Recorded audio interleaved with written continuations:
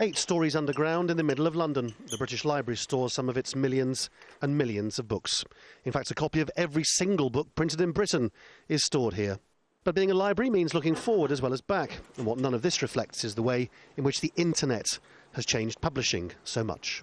Of course, archiving books has been going on for hundreds and hundreds of years, and if you look after one of these things properly, it'll be your friend forever. But the same can't necessarily be said about things on the internet. Indeed, the average life expectancy of a website is just 75 days, and if you write something interesting on the net and then delete it, it's potentially lost forever. And that's why what's happening here is so important.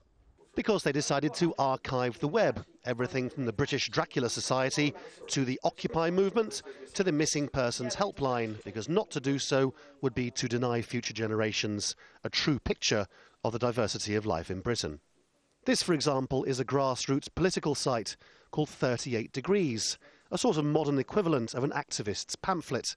It's also gold for the historian of 3013. If you want to understand the reactions of people in the UK today, you know, how they felt and how they thought about things, and the impact of government policy on them, and that's what makes this material so invaluable from a research point of view. It's the scale of what they're attempting to do which is so huge. At this facility, they've been busy digitising their entire stock of newspapers for the public record and have 750 million pages of books.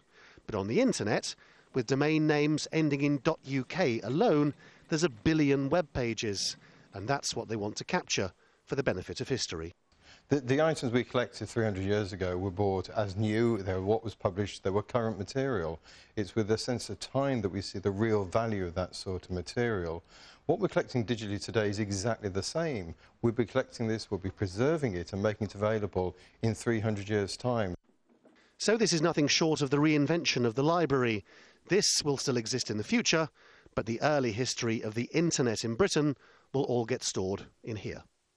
Lawrence Lee, Al Jazeera, London.